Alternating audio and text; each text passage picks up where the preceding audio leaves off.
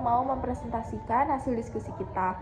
Tapi sebelum kita lanjut untuk membahas hasil diskusi kita, izinkan kita buat memperkenalkan diri. Nama saya Gani Firubi Angel. Nama saya Rino Pianti. Kami di sini mahasiswa D3 Reka Medis dan Informasi Kesehatan di Politeknik Siganesa.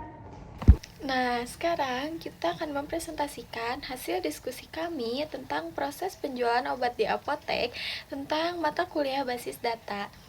Selanjutnya, ada di alur dan entitas utama. Yang pertama, ada di tahap penjualan. Tahap penjualan adalah proses penjualan obat yang dimulai dengan penerimaan resep dari pelanggan yang kemudian diikuti dengan verifikasi oleh petugas apoteker. Nah, hal ini juga untuk memastikan bahwa segala sesuatu sesuai dengan standar dan kebutuhan pasien. Yang kedua, ada di entitas utama. Entitas utama dalam sistem sangatlah penting karena meliputi obat, pelanggan, apoteker, dan resep. Masing-masing memiliki peran spesifik dalam memastikan transaksi yang efisien dan akurat di apotik. Dan yang terakhir, yaitu yang ketiga, ada di atribut dan relasi.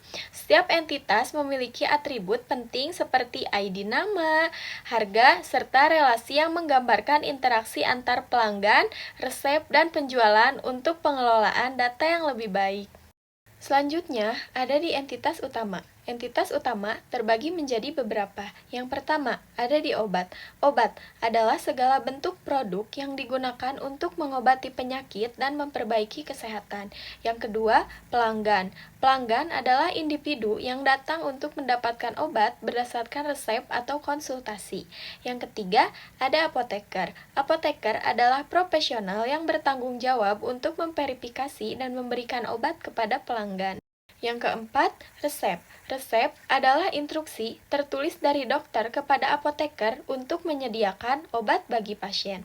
Yang kelima, detail resep. Detail resep adalah informasi lengkap dalam resep yang meliputi nama, alamat, nomor, serta izin praktek dokter. Yang keenam, penjualan. Penjualan adalah proses transaksi obat dari apotek ke pasien berdasarkan resep yang ada, termasuk penyerahan dan pembayaran obat. Yang ketujuh, detail penjualan. Detail penjualan adalah rincian transaksi penjualan obat yang mencakup jenis obat, jumlah obat yang dibeli, harga satuan, total harga, dan tanggal penjualan. Selanjutnya, ada di hubungan antar entitas.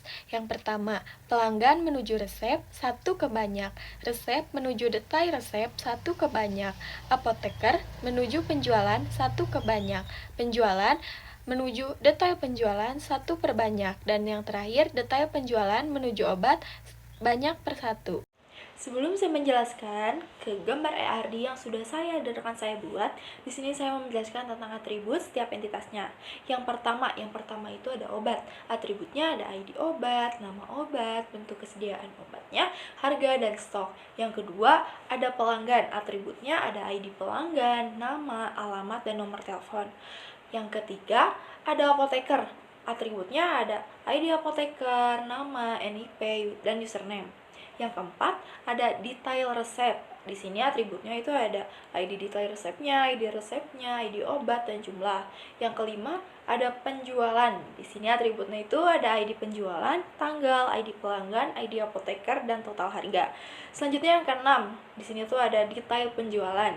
Atributnya tentu ada ID detail penjualannya, ID penjualan, ID obat, jumlah, harga, satuannya, subtotal apoteker, nama, NIP, dan username.